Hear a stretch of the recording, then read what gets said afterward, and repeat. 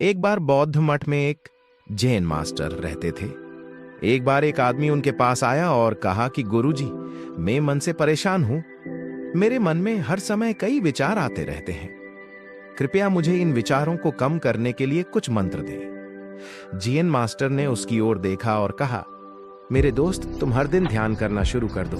धीरे धीरे ध्यान करने से आपका मन शांत होने लगेगा। लेकिन उस आदमी ने कहा कि श्रीमान, कृपया मुझे ध्यान करने के लिए मत कहिए। मैं ध्यान नहीं कर सकता, क्योंकि जब मैं ध्यान करने की कोशिश करता हूं तो मेरे दिमाग में और भी विचार आने लगते हैं और ज्यादातर विचार नकारात्मक होते हैं, जो मेरे दिमाग को और बेचैन कर देते हैं। जैन मास्टर ने कहा कि चिंता मत करो बेटा, यह ध्यान के प्रारंभिक चरण में होता है, लेकिन धीरे धीरे ध्यान का अभ्यास करने से आपका मन शांत होने लगेगा। लेकिन उस आदमी ने कहा कि गुरुजी, ध्यान मेरे बस की बात नहीं है। आप कृपया मुझे मेरे मन को शांत करने के लिए कोई मंत्र दें। जैन मास्टर ने देखा कि यह आदमी इस तरह से समझने वाला नहीं है, तो उसने कहा, ठीक है, अगर आप जिद करते हैं तो मैं आपको एक मंत्र देता हूं जो आपके दिमाग को शांत कर सकता है। फिर मास्टर ने उसके कान में एक मंत्र फुसफुसाया और कहा कि आपको इस मंत्र को बैठकर जाप करना होगा, अकेले, हर दिन।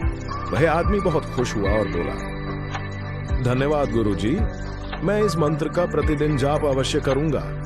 जैसे ही वह जाने के लिए वापस मुड़ने वाला था, जैन मास्टर ने कहा, लेकिन एक बात याद रखें कि इस मंत्र का जाप करते समय बंदर के बारे में न सोचें, अन्यथा मंत्र अप्रभावी हो जाएगा। उस आदमी ने कहा, गुरुजी, मैं बंदर के बारे में क्यों सोचूंगा? मैंने अपने पूरे जीवन में कभी बंदर के बारे में नहीं सोचा। आप इसकी चिंता न करें। और वह वहां से चला गया। वह आदमी खुशी खुशी घर वापस आया और मंत्र जपने बैठ गया। जैसे ही उसने मंत्र का जाप करना शुरू किया, उसे जैन मास्टर के शब्द याद आए कि जब आप इस मंत्र का जाप करें तो बंदर के बारे में न सोचें। जैसे ही उसे गुरु की बातें याद आईं, उसके दिमाग में बंदर की तस्वीरें आने लगी। वह बंदर के विचारों को नजरअंदाज करने की कोशिश करने लगा, लेकिन जितना ही उसने बंदरों को नजरअंदाज करने की कोशिश की, उतने ही उसके दिमाग में बंदर आने लगे और कुछ समय बाद उसका दिमाग बंदरों से भर गया। उस आदमी ने सोचा कि जैन मास्टर ने मुझे यह निर्देश क्यों दिया। अगर वह जानता था कि बंदर एक मुसीबत है, तो उसे इसका उल्लेख नहीं करना चाहिए था। मेरे दिमाग में और कोई जानवर नहीं आ रहा है और बंदर नहीं जा रहे हैं। वह आदमी परेशान हो गया। उसने स्नान किया, नए कपड़े बदले और फिर से एक कमरे में मंत्र जाप करने के लिए बैठ गया।